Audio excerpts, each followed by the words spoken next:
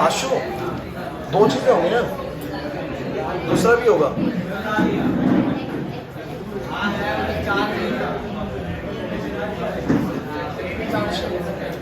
चलो कोई नहीं।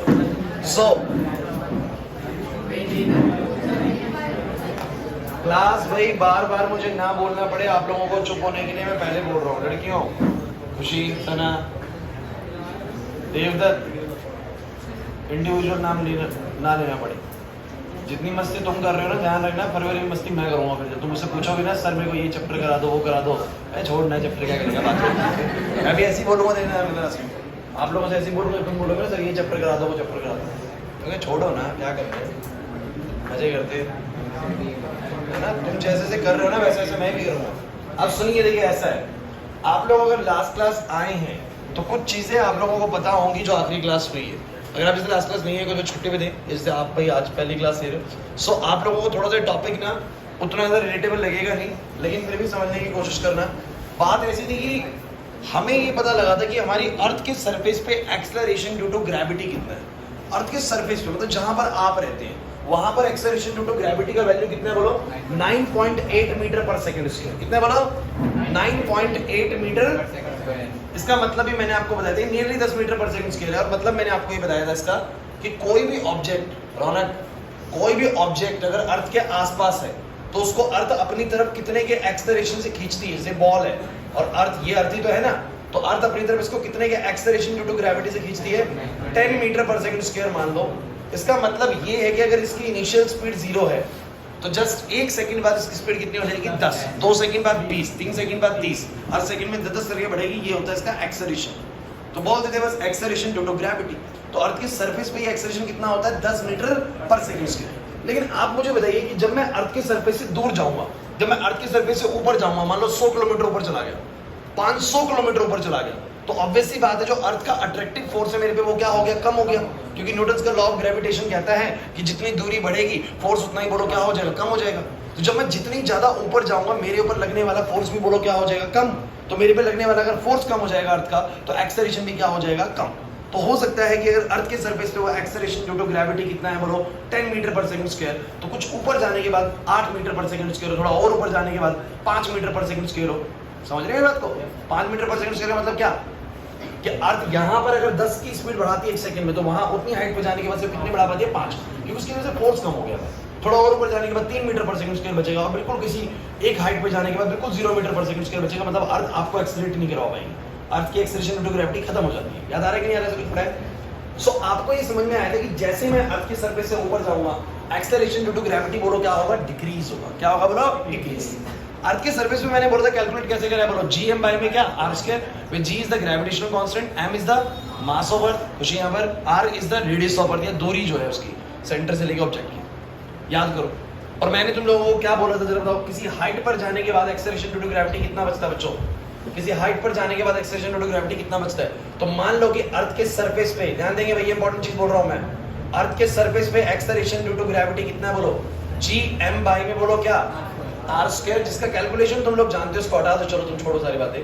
तुम लोग जानते हो g का वैल्यू यहाँ पर 10 मीटर पर सेकंड स्क्वायर है, नियरली, वैसे 9.8 है। तो किसी भी h हाइट ऊपर, किसी भी h हाइट ऊपर वो एक्सेलरेशन ड्यू टू ग्रेविटी यानी g डैश, वहां पर अलग वैल्यू होगी, उसको मैंने g डैश नाम दिया। वो जो एक्सेलरेशन ड्यू टू ग्रेविटी वहां पर है वो कितनी होती है बोलो? g इनटू में 1 माइनस में 2h बाय में क्या? r। इस फॉर्मूले से निकलेगा। इस फॉर्मूले में कौन से पैरामीटर क्या है भाई? तुम्हें ये पता है g कौन सा बोलो? जितना सरफेस पे था। h बोलो क्या है? कितनी ऊपर आ गया हूं। r बोलो क्या है? r है अर्थ का रेडियस जो कि फिक्स है 6400 किलोमीटर। तो अगर वो तुम्हें बोलेगा कि मैं यहाँ से 1600 किलोमीटर ऊपर चला गया हूँ, बताओ अर्थ के सरफेस 1600 किलोमीटर ऊपर चला गया हूँ, बताओ कितना एक्सेलरेशन ड्यू टू ग्रेविटी होगा? तुमने याद करा था ना, g डैश बराबर g 1 माइनस में 2h बाय में बोलो क्या? r। हमें बोला गया 1600 किलोमीटर ऊपर, इसका मतलब हाइट की वैल्यू कितनी होगी? 1600 पता कैसे याद करा रहा हूँ। और दो रेडियस कितना बोलो अर्थ का? 6400 किलोमीटर। तो ये 3200 अपन 6400 करोगे तो 1/2 आएगा, और 1 में से 1/2 जाएगा तो 1/2 बचेगा। मतलब एक्सेलरेशन ड्यू टू ग्रेविटी आधी हो जाएगी। कितनी हो जाएगी बोलो? मतलब 1600 किलोमीटर जाके एक्सेलरेशन ड्यू टू ग्रेविटी आधी हो जाएगी। ऐसे ही 3200 किलोमीटर में कितना होगा, 2400 किलोमीटर में कितना होगा, व्हाटएवर जो भी हाइट देगा उस हाइट को वहां पर पुट करेंगे और हम लोग निकाल लेंगे कितना acceleration due to gravity. Clear है कि नहीं भाई? तो सिंपल फॉर्मूला था। एक बात क्लियर होगी, अर्थ के सरफेस पे अगर acceleration to gravity 10 metre per second square है तो कुछ हाइट चढ़ जाने के बाद, ऊपर जाने के बाद एक्सेलरेशन टू ग्रेविटी की वैल्यू 10 से कम मिलेगी। और कितनी कम मिलेगी वो कैलकुलेट होता है by the formula g dash बराबर g into 1 minus 2h by r। ये फॉर्मूला बहुत क्लियर मैसेज देता है कि g डैश बराबर g को अगर मल्टीप्लाई कर दो 1 से, देखो g को 1 से मल्टीप्लाई कर दो g बन जाएगा, और उससे मल्टीप्लाई कर दो बन जाएगा 2hg बाय में बोलो क्या r। इसका मतलब बहुत क्लियर है कि जो नई वैल्यू आएगी वो g से कुछ कम करके आएगी, g से कुछ कम करके आएगी, और जितना ज्यादा h होगा उतनी ही ज्यादा कम हो जाएगी। एग्री करते नहीं करते? जितनी ज्यादा ये हाइट वाली वैल्यू होगी उतना कम करके आएगा रिजल्ट g डैश का। तो यहाँ पर मैं इसको रोकूंगा और आपको समझ में आ जाएगा हाइट पे जाके एक्सेलरेशन ड्यू टू ग्रेविटी घटता है। अब अगला हमारा टॉपिक क्या है बच्चों? अगला हमारा टॉपिक है acceleration due to gravity. Acceleration due to gravity at depth d। अब हम अर्थ के सरफेस से ऊपर नहीं जा रहे बच्चों, कहां जा रहे हैं? नीचे जा रहे हैं। हम अर्थ में डिग करते हुए, गड्ढा करते हुए नीचे की तरफ जा रहे हैं। सो क्या होगा समझते हैं बच्चों। ये रही अर्थ, सब बच्चे अर्थ के सरफेस पे आप लोग जब बैठे ए पॉइंट पर, तो you know that what is the acceleration due to gravity at the A point. जरा बताओगे acceleration due to gravity at point A. वैसे तुम लोग जानते हो ए पॉइंट पे कितनी होती है? 9.8 मीटर पर सेकंड स्क्वायर। लेकिन वो कैलकुलेट कैसे हुआ है? कैलकुलेट कैसे हुआ है? g m बाय में बोलो किससे? g आपको पता है ग्रेविटेशनल कांस्टेंट है। अर्थ का मास बोलो कितना है बच्चों? m। ये अर्थ का मास आपको पता है m है, और अर्थ की जो रेडियस है बोलो कितनी है? r। अरे नहीं आ रहा यार, इसी की कैलकुलेशन करके आया था 9.8 मीटर पर सेकंड स्क्वायर। पहले पढ़ाया गया आप लोगों को। तो अर्थ के सरफेस पे ये वाली वैल्यू होती है। अब अगर मैं यही वैल्यू बात करूं एक्सेलरेशन ड्यू टू ग्रेविटी, थोड़ा सा मैं इसको जगह छोड़ूंगा किसी चीज के लिए, थोड़ी देर में समझ में आएगा। Acceleration due to gravity at point B. अब वो बी पॉइंट बच्चों कहां पर है वो समझिएगा। हम यहां पर डी डेप्थ नीचे आ गए, हम एक इस अर्थ में गड्ढा करते हुए डी डेप्थ नीचे आ चुके, यहां पर आ चुके। तो मुझे बताओ अगर मैं यहां पर आ गया हूं तो मुझे बताओ अब अंदर अर्थ कितनी बची है? बस इतनी ही बची है।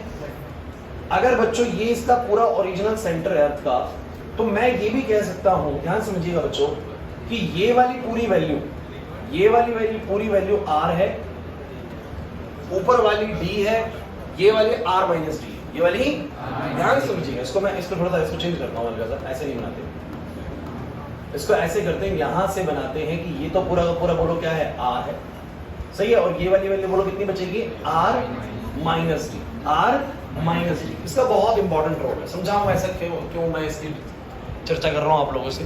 तो इस बार मेरा जो टारगेट है वो क्या है कि मैंने पहले ए पे देखना है कितना एक्सेलरेशन ड्यू टू ग्रेविटी है, फिर मैं इस अर्थ के अंदर गड्ढा करते हुए डी डेप्थ नीचे आ गया। आप यहीं से डिग करते हुए चले जाइए अर्थ के अंदर ना, तो डी डेप्थ नीचे चलेगा, 100 किलोमीटर नीचे चलेगा अर्थ में, तो आप पहुंचेंगे बी पॉइंट पे। तो वो ए पॉइंट है और ये वाला कौन सा पॉइंट है? बी पॉइंट है। यहाँ पर एक्सेलरेशन ड्यू टू ग्रेविटी बच्चों बोर्ड पे देखेंगे आप सभी बच्चे, लिखिए मत, इसमें क्यों लिखते रहते तुम लोग, पता नहीं, इतना समझाने के बाद भी। यहाँ पर acceleration due to gravity g है, और यहाँ पर बोलो कितनी है? g dash. तो मेरा मेन मकसद है g डैश निकालना। थोड़ी भीड़ ना करे तो उसको हटा ही देते हैं, g डैश को ज़्यादा लगेगा।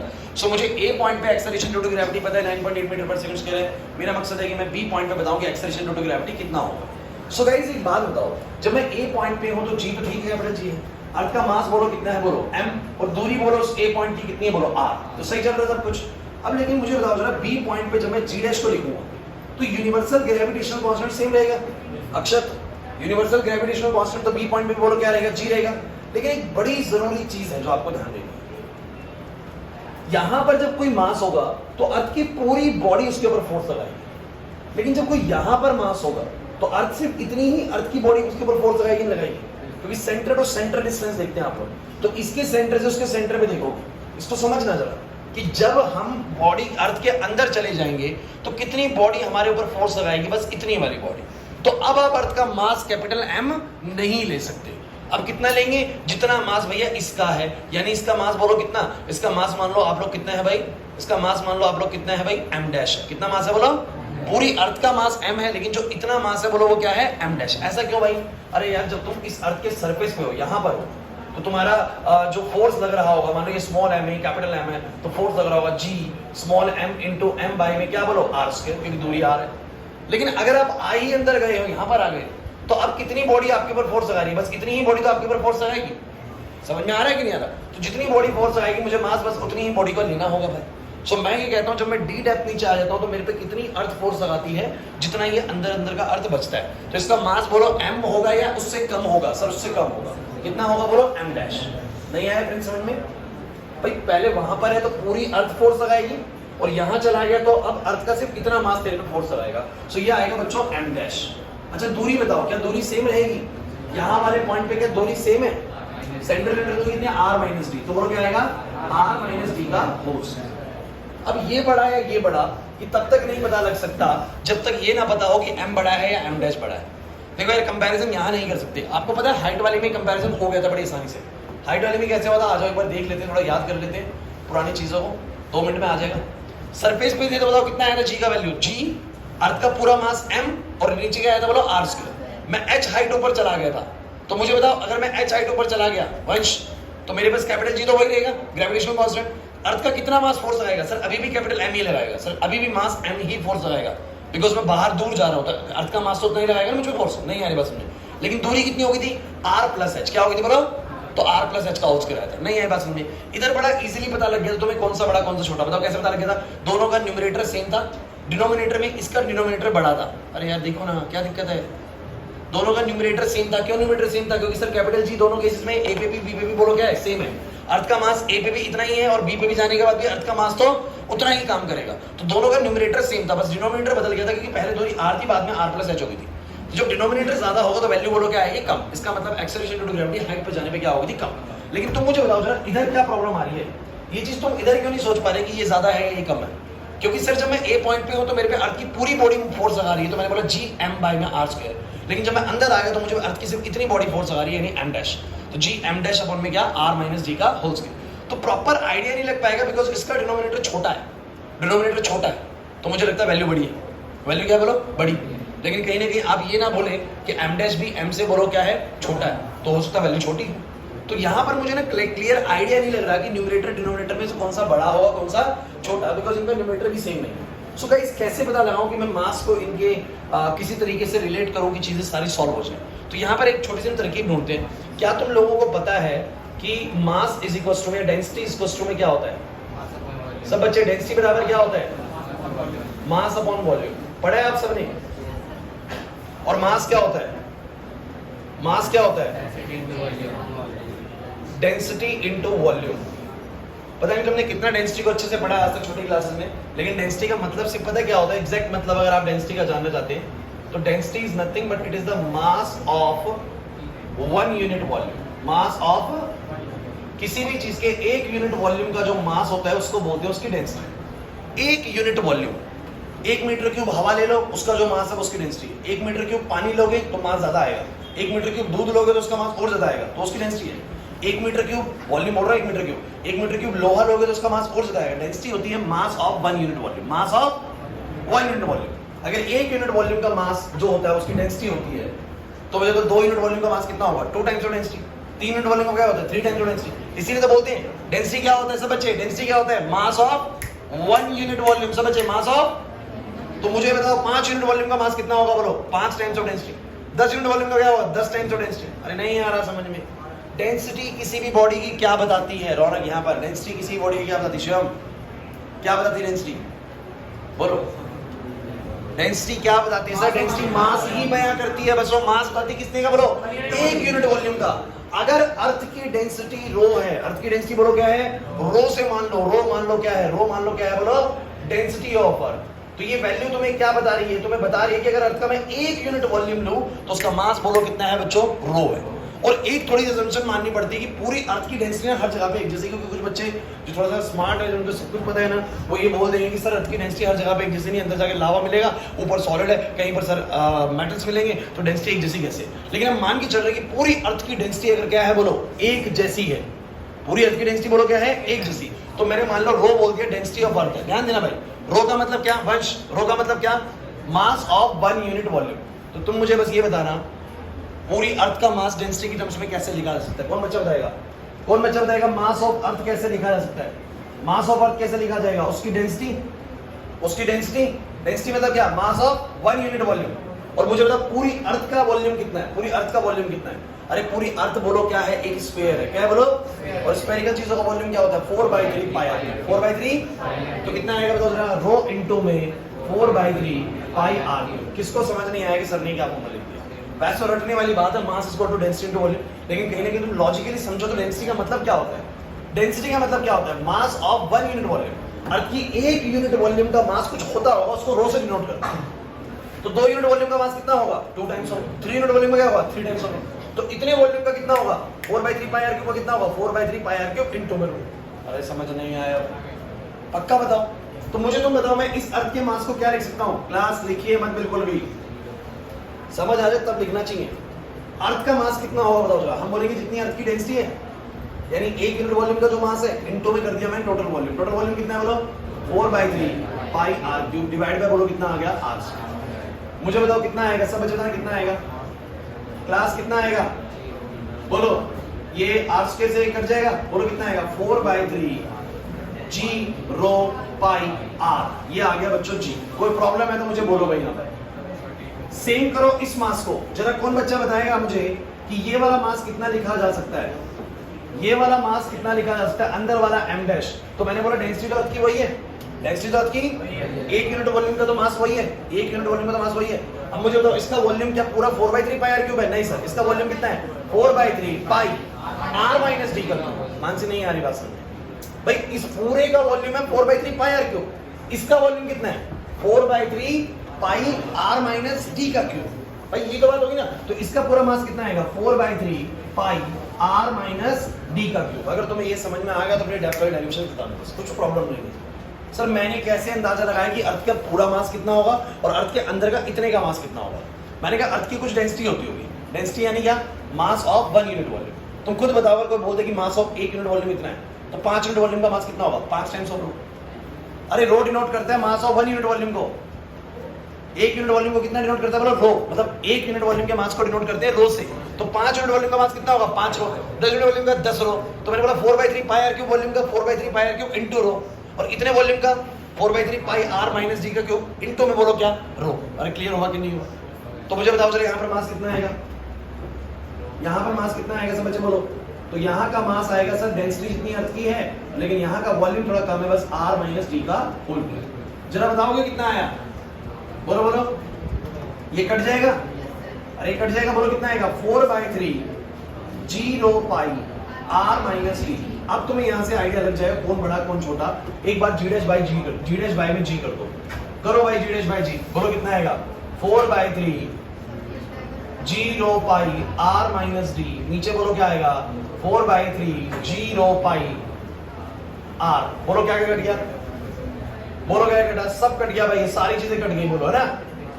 बोलो क्या बचा, R minus D by R, और बोलो क्या बचा class, R by R minus D by R, और बोलो क्या बचा, this is 1 minus D by R, what will be G dash.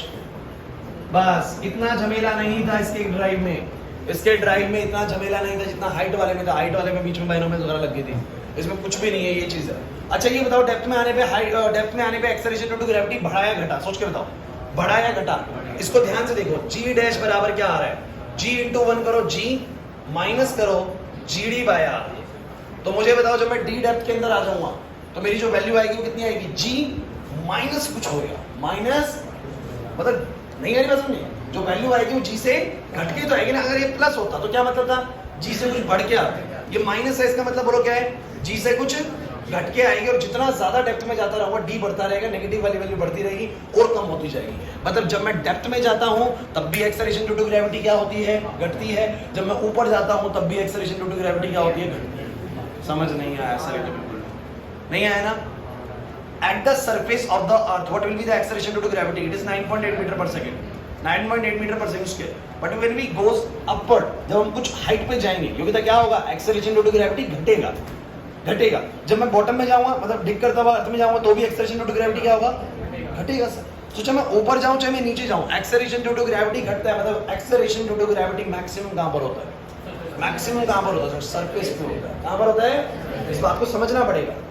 Clear हो रहा है कि नहीं हो रहा, अरे नहीं आ रही बात सुनने। अच्छा इसी चीज को फॉर्मुलेशन में कैसे याद करोगे, सर ऐसे याद करेंगे कि अगर सरफेस पे पूछा रहा हूँ ना कितनी वैल्यू बोलेगा सरफेस पे 9.8 मीटर पर सेकंड स्क्वायर, लेकिन कुछ h हाइट ऊपर पूछा तो कितनी वैल्यू बोलेगा, कितनी वैल्यू बोलेगा? अरे याद करो भाई, पेपर है तुम लोगों का, मेरा नहीं है पेपर। g इंटू में 1 माइनस, और एट डेप्थ अगर मैं बोलूंगा g डैश बराबर, दोनों ही सूरते हाल में एक बात तो पक्की है, acceleration due to gravity will decrease. चाहे ऊपर जाओ चाहे नीचे जाओ, घटेगी जरूर सर। अब बोले कि बताओ कितनी घट गई? मैं 200 किलोमीटर ऊपर चला गया, लगा देंगे फॉर्मूला। मैं 200 किलोमीटर नीचे आ गया, लगा देंगे फॉर्मूला। डी की वैल्यू 200 डाल देंगे। क्लियर हुआ कि नहीं हुआ? अच्छा मेरा एक छोटा सवाल है आप लोगों से, जब मैं ऊपर जा रहा हूँ, हाँ मैं कौन सा मास? नहीं बाकी का नहीं करेगा। Body to body, centre to centre देखते हैं। अब वो बॉडी सिर्फ इतनी ही बॉडी उसके ऊपर इफेक्टिव काम करेगी, उसका कुछ वो उस बॉडी का, अब तुम अलग बॉडी कंसीडर करके उनके बीच में अलग ग्रेविटेशनल फोर्स निकाल सकते हो। नहीं हम ये निकालेंगे सेंटर टू सेंटर अर्थ तक। हाँ अब भाई क्लास प्लीज यार, एक मेरा सवाल है आप लोगों से, मैं जब ऊपर जाता हूँ और जब मैं नीचे आता हूँ, किस तरफ जाते हुए एक्सेलरेशन ड्यू टू ग्रेविटी ज्यादा तेजी से घटता है? सोचो, मैं ऊपर जाता हूँ, मैं नीचे आता हूँ, किस वक्त जाते हुए एक्सेलरेशन ड्यू टू ग्रेविटी ज्यादा तेजी से डिक्रीज होता है? जल्दी बोलो, ऊपर या नीचे? कितना को अकॉर्डिंग ऐसा लगता है कि जब मैं ऊपर जाऊँ, चलो 100 किलोमीटर ऊपर गया और 100 किलोमीटर नीचे गया, एक्सेलरेशन ड्यू टू ग्रेविटी में सेम डिक्रीमेंट आएगा? अच्छा भाई पहले ये तो सब समझना का डिक्रीमेंट आएगा पक्का, क्योंकि सबका वैल्यू कैसा आएगा क्लास? ये आएगा g माइनस 2gh/r, ये आएगा g माइनस gd/r। तो घटना तो है, ये घटना तो है पक्का, ऊपर जाओ चाहे नीचे आओ। मेरा सवाल आपसे ये है कि 100 किलोमीटर ऊपर गया और 100 किलोमीटर नीचे गया, कब एक्सेलरेशन ड्यू टू ग्रेविटी ज्यादा घटा? ऊपर जाते हुए, नीचे जाते हुए? चलिए कितनों के अकॉर्डिंग ऊपर जाते हुए घटेगा सर? ज्यादा घटेगा सर ऊपर जाते हुए। चलिए कुछ ध्यान दे रहे हो पेपर के चक्कर में। और कितनों के अकॉर्डिंग नीचे? चलिए थोड़ा ध्यान दीजिए बच्चों, ऐसा क्यों लगा भाई? कौन बच्चा बताएगा ऊपर जाते हुए ज्यादा घटेगा? फॉर्मूले को ध्यान से देखा जाए तो उसमें 2 टाइम्स हाइट मल्टीप्लाई हो जा रही है। अगर मैं 100 किलोमीटर ऊपर जाऊंगा बच्चों, अगर मैं 100 किलोमीटर ऊपर जाऊंगा तो ये वैल्यू बनेगी 100 गुना 2, 200/r, तो घटेगा 200/r। और यहाँ पर कितना 100 किलोमीटर नीचे है तो घटेगा बस 100/r। कितना घटेगा बोलो? तो वहां ज्यादा वैल्यू घटती है, वहां पर घटती ज्यादा वैल्यू, तो 2 टाइम्स है। क्या बोलो? 2 टाइम्स। इसका एक बहुत बेहतरीन और बहुत फेमस क्वेश्चन है जो आप लोगों के बोर्ड एग्जाम्स में, जो भी सीबीएसई एग्जाम्स होते हैं उनके अंदर आता है। वो क्वेश्चन मैं आप लोगों को देता हूँ, आप लोग ट्राई करेंगे, ठीक है? उससे पहले कुछ सिंपल क्वेश्चन देता हूँ, उसके बाद वाला क्वेश्चन दूंगा। तो पहले क्वेश्चन लिखो जल्दी से, क्वेश्चन लिखो, what will be the acceleration due to gravity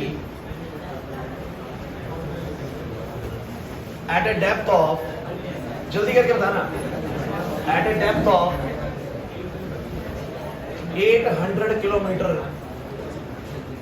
below the surface of अर्थ।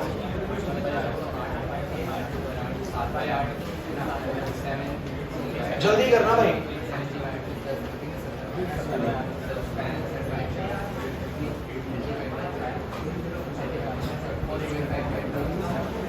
भाई तुम लोगों को ये ड्राइव समझ में नहीं आया क्या? आ गया? अच्छा क्लास एक बार बताओ, मास अलग अलग क्यों ले रहा हूं पता है ना सर? ए पॉइंट पे तो पूरी बॉडी फोर्स लगा रही, जब बी पे आ गया तो सिर्फ अंदर की बॉडी फोर्स नहीं है कौन सा, और मास को मैं डेंसिटी कर देता हूं। चलो करके दिखाओ।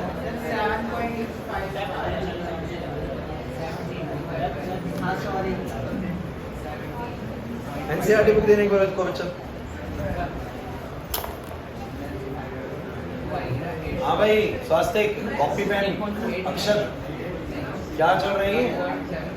कुछ वो मैं बोल के थक गया हूँ कि मत लिखो, तुम लोगों को बोलना पड़ रहा है, लिख लो।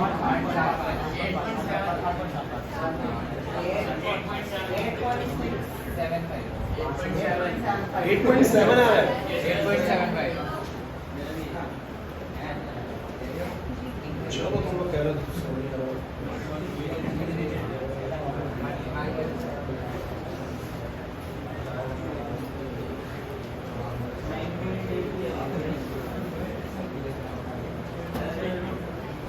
सबका 8.7 आ रहा है भाई।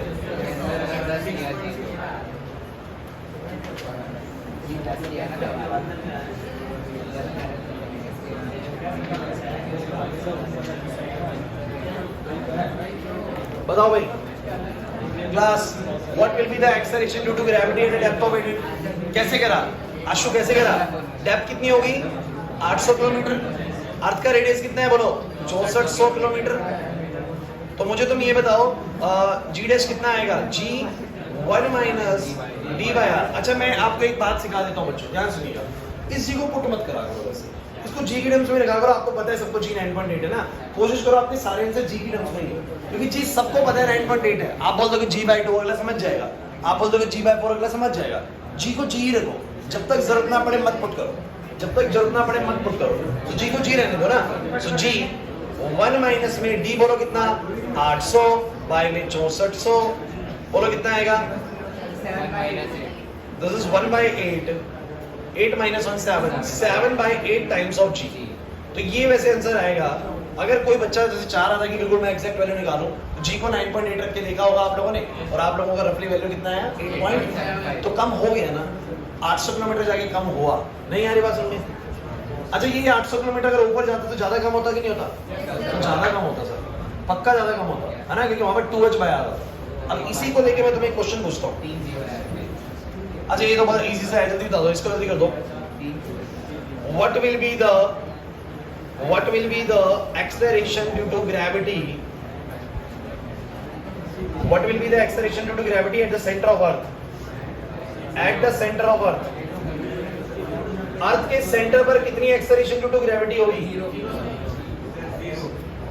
अच्छा सेंटर पे जाने का मतलब क्या है? अंकित, सेंटर पे जाने का मतलब क्या है? तेरा डेप्थ कितना हो गया? आर के बराबर हो गया, 6400 किलोमीटर हो गया ना डेप्थ। अरे यार नहीं आ रहा। सेंटर का मतलब क्या है? ये तो है ना। तो what will be G dash here? So G 1 minus D by में आर, बोलो कितना आएगा? जी 1 माइनस में आर बाय में आर, दिस विल बी, समझ जाओगे ना? तो 1 हो गया, 0 आ गया सर। इसका मतलब है the centre of the earth the acceleration due to gravity will be 0। ठीक है, नहीं आया समझ में? मतलब कोई अगर ये सोचे ना कि मैं अर्थ में एक ऐसे गड्ढा कर दूं यहाँ पर और यहीं से झूलता हुआ चला जाऊं नीचे और यहाँ पर अमेरिका पहुंच जाऊं, ऐसा लगेगा किसी को। सो प्रॉब्लम है at the centre the acceleration due to gravity will be, तो आपको कोई फोर्स नीचे नहीं खींचेगा। दूसरी बात आपको पता होना चाहिए कि इसके बीच में कुछ किलोमीटर्स के बाद ही लावा स्टार्ट हो जाएगा, और उस वो लावा पे इतना हाई टेम्परेचर होता है कि वहां पर कोई भी चीज टिक नहीं सकती, सब कुछ मेल्ट हो जाता है। तो सेंटर तक तो आज तक कोई गया ही नहीं है, तो सवाल ही पैदा नहीं होता। क्लियर होता है कि नहीं होता? अरे क्या हो गया है? देख लो जितने 1000 किलोमीटर तक वो नहीं है, लावा नहीं है, उसके बाद नहीं है। चलो अच्छा क्वेश्चन, ये भी आसान है। अरे क्वेश्चन लो,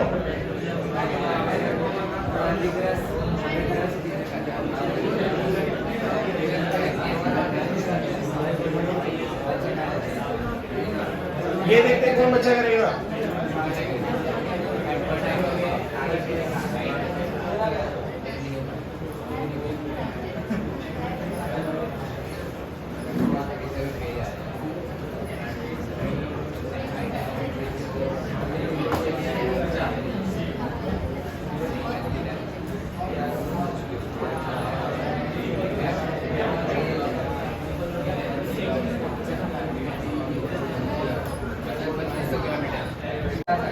आई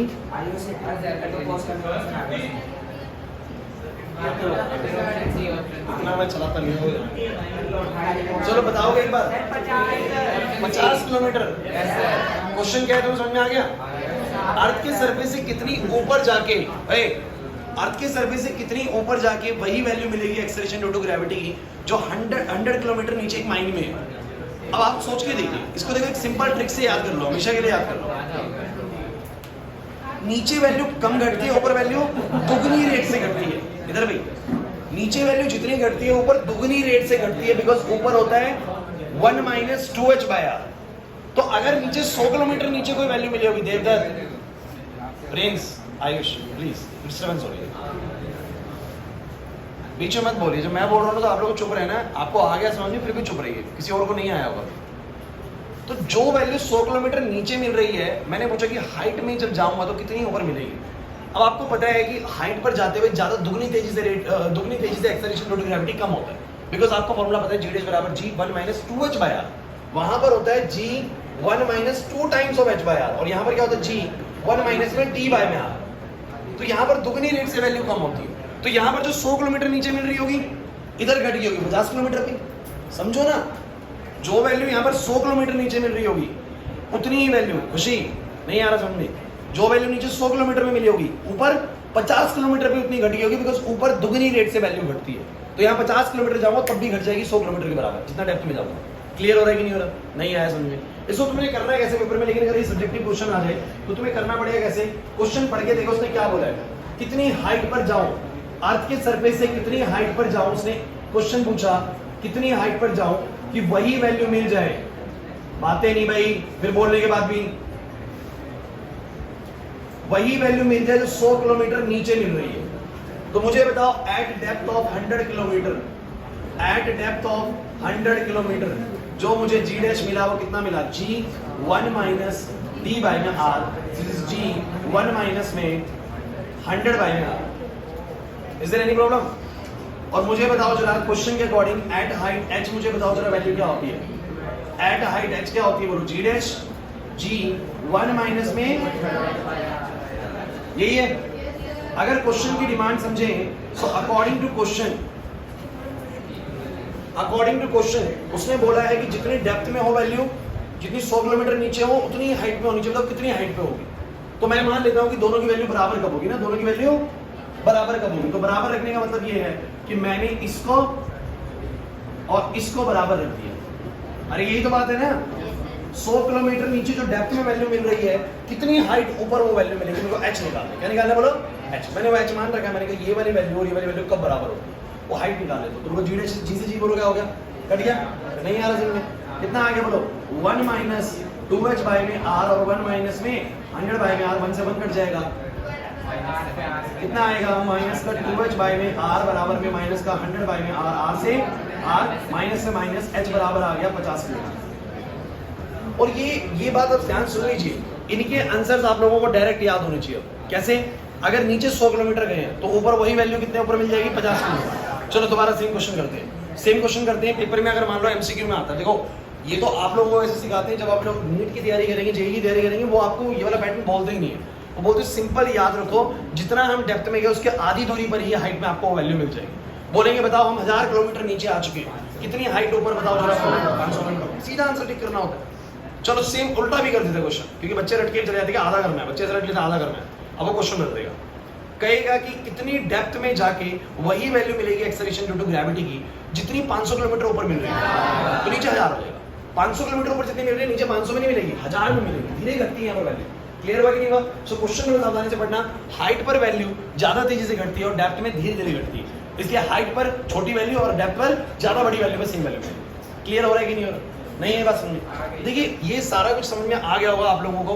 तो आप लोगों को पेपर में क्या पूछेगा वो सुन लीजिए। या तो आप लोगों को आने वाला डेरिवेशन कैसा आएगा, कहेगा derive the expression for the acceleration due to gravity at a altitude of h above the surface of earth, या बोलेगा derive the expression for the acceleration due to gravity at a d from the surface of earth. तो derive करना पड़ेगा, और drive नहीं आया तो क्या आएगा, न्यूमेरिकल कैसे आएंगे जो मैं तुम्हें करा रहा हूँ। यही न्यूमेरिकल आते हैं सारे के सारे कर लेना, इवन जितने कराए तुम लोगों को। नहीं आ रहा समझ, हो पाएगा नहीं हो पाएगा, तो या तो न्यूमेरिकल या फिर बोलो क्या ड्राइव। क्लियर है?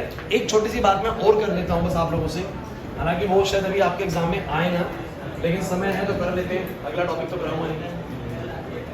एक्सेलरेशन ड्यू टू ग्रेविटी बच्चों एट पोल्स एंड इक्वेटर्स। बच्चों एक मजे की बात क्या है कि जो हमारी अर्थ है ना वो पूरी स्फेरिकल नहीं है। अर्थ पूरी स्फेरिकल कैसी है? ऑरेंज।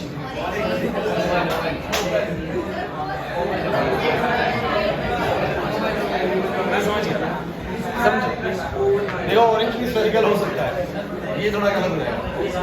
तो मैं थोड़ा बताता हूँ, नहीं सुनो, नेवर। ए भाई प्रिंस क्लास सुनोगे तो तुम्हें पता लगेगा, नहीं तो अपनी गाते रहो। देखिए होता क्या है, ये मेरे पास एक स्पेयर है और इस स्पेयर को हल्का सा मैं दबा देता हूं ऊपर से, तो ये यहां से थोड़ी चपटी हो जाएगी और ऊपर से थोड़ी दब जाएगी। मतलब मैं ये बात कहूं कि मेरे पास जो अर्थ होती है थोड़ी सी ऐसी होती है। इसका मतलब अगर मैं बोलूं, क्लास सुनिएगा, ये बेसिकली पोल्स होते हैं, नॉर्थ पोल साउथ पोल, और ये जो होते हैं बच्चों इक्वेटर्स होते हैं, ये होते हैं इक्वेटर्स। समझने की कोशिश करना, बड़ा बढ़िया चीज आपको पता लगेगी यहां से। मतलब कि मैं ये कह सकता हूं कि मेरी अर्थ का रेडियस हर जगह से एक जैसा नहीं है। पोल्स पे जो रेडियस है वो आरपी है और इक्वेटर्स पे जो रेडियस है वो आर ई है। कहां का बड़ा रेडियस होगा? R E. क्यों आर ई बड़ा होगा सोचो सर, ऐसे गोल नहीं है सर, ऐसे दबा रखी है। अगर दबा रखी है ऐसे करके तो पोल्स का रेडियस छोटा हो गया, इक्वेटर पे थोड़ी चपटी होने की वजह से फैली है, तो भैया आर ई क्या हो गया? बड़ा हो गया। समझ नहीं आया सर? इक्वेटर पे रेडियस बड़ा होता है, पोल पे रेडियस बड़ा होता है अर्थ का, इक्वेटर से। क्यों? अर्थ थोड़ी चपटी है, ऐसे दबा रखी है, दबा रखी तो आर ई बड़ा होगा और आर पी क्या होगा? छोटा होगा। समझ नहीं आ रहा सर? अब तुम मुझे बताओ, सरफेस तो ये भी है, अर्थ का सरफेस ये भी है, और eight the surface of earth, at the surface of earth, acceleration due to gravity at poles पे acceleration due to gravity का वैल्यू बोलो कितना मिलेगा? जीपी। बताओगे क्या फॉर्मूला तुमने पढ़ा है सरफेस पे? जी बराबर में जी एम बाई में बोलो क्या? R square. तुमने एक्सेलरेशन ड्यू टू ग्रेविटी का फॉर्मूला पढ़ा है सरफेस पे, जी एम बाई में क्या? R square. तो मैं बोलूंगा सर जी, अर्थ का मास तो सर एम ही रहेगा, चाहे वहां रहो चाहे यहाँ रहो, लेकिन दूरी बोलो कितनी आएगी? आरपी। आरपी का स्क्वायर आएगा, जितना पोल का रेडियस है उसका स्क्वायर आएगा। क्लियर होता है कि नहीं होता? और मुझे बताओ acceleration due to gravity, acceleration due to gravity at equators कितनी आएगी? एट इक्वेटर्स कितनी आएगी? जी बराबर कितना बोलो? जी एम बाय में बोलो क्या? तो बड़ा सिंपल है यार, बेसिक मैथमेटिक्स आनी चाहिए। आरपी बड़ा या आर ई बड़ा? आर ई बड़ा ना? अरे नहीं आ रही बात समझ में, नहीं आ रही बात समझ में, तो हम क्या बोलेंगे? वी नो, हम जानते हैं कि कौन बड़ा है? आर ई बड़ा है बोलो किससे? और किसी का डिनोमिनेटर अगर बड़ा हो गया तो वैल्यू क्या आएगी? छोटी आएगी। इसका मतलब कि इक्वेटर्स पे जो एक्सेलरेशन ड्यू टू ग्रेविटी है वो कम आता है और पोल्स पर एक्सेलरेशन ड्यू टू ग्रेविटी क्या आता है? ज्यादा।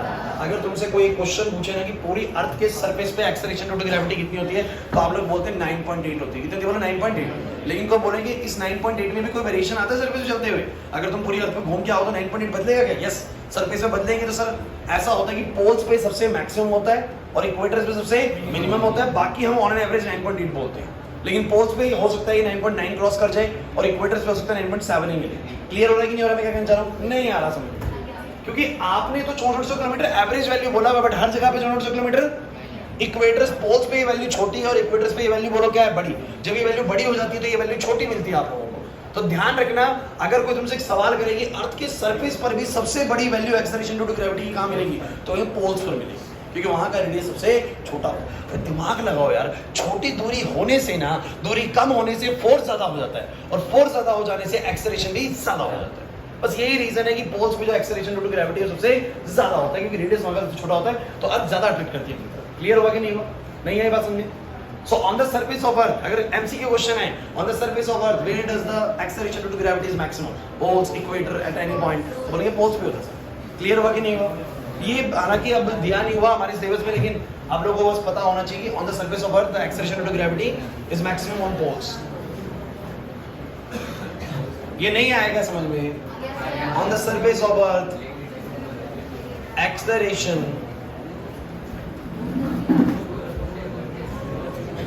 due to gravity is maximum on the surface of Earth. Acceleration due to gravity is maximum on poles and minimum on equators. So guys, अब तक हमने इस चैप्टर में क्या क्या कर लिया है ना, मैं फाइनली आपको बस चीजें बोर्ड पे लिख रहा हूँ, आप लोगों को बस पता होनी चाहिए। पहली चीज जो मैंने आपको इस चैप्टर में करवाई थी उसका नाम था क्या था? Geocentric theory. याद है? पता होनी चाहिए, 1 मार्क में पूछ सकता है। Heliocentric theory, sun is the centre, याद है? Heliocentric theory. जियोसेंट्रिक में कौन सेंटर में था? अर्थ। उसके बाद क्या पढ़े थे बोलो? कितने लॉ पढ़े थे? नाम पता है? Law of orbits, law of areas, law of periods नहीं आ रहा ना यार। उसके बाद यूनिवर्सल लॉ ऑफ ग्रेविटेशन, क्या वैल्यू होती है यूनिवर्सल लॉ? देवदत्त बता भाई, यूनिवर्सल लॉ ऑफ ग्रेविटेशन का फॉर्मूला बता। अबे क्या फॉर्मूला बोलो एफ का, जी की वैल्यू नहीं पूछ रहा मैं। दो बॉडीज m मास की हैं, m1 m2, दूरी r है, कितना फोर्स लगेगा? क्या आंसर है?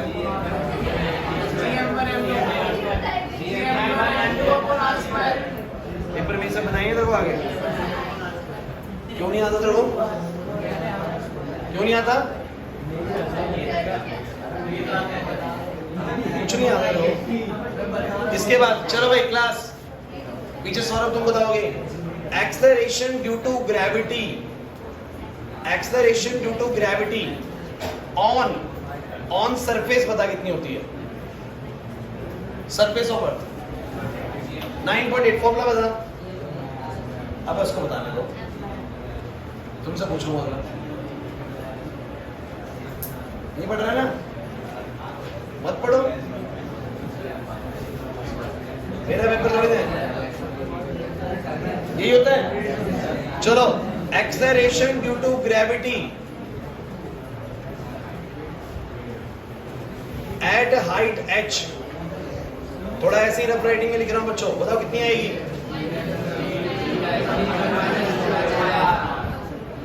सही लिख रहा हूं? और यही एक्सेलरेशन ड्यू टू ग्रेविटी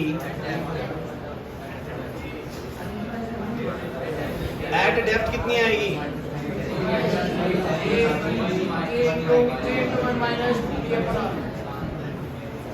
देखिए अब तक चैप्टर ना लगभग मान के चलिएगा मेरी नजर में लगभग 70% खत्म हो जाता है, क्योंकि इसके बाद एक ग्रेविटेशनल पोटेंशियल एनर्जी का टॉपिक है, एक ऑर्बिटल स्पीड और एक एस्केप स्पीड। 70 नहीं 60 प्लस हो चुका है। अब मुझे बताओ जरा, कोई प्रॉब्लम है क्या जियोसेंट्रिक, हेलियोसेंट्रिक, केपलर्स के तीनों लॉज में? अगर तुमने क्लास में करी तो यूनिवर्सल लॉ ऑफ ग्रेविटेशन में क्या acceleration due to gravity at surface, at height और एट डेप्थ विद डेरिवेशन भी आनी चाहिए, न्यूमेरिकल्स भी आने चाहिए, तब जाके आप अपने आप को तैयार मान सकते हैं पेपर के लिए। ध्यान रखना। नहीं आ रही बात समझ? पक्का तैयार तो नहीं लग रहे हो? 4 तारीख को पता लगेगा, पेपर है ना 4 को। क्लास सुनो, बंद कर दे, प्लेन्स बंद कर दे।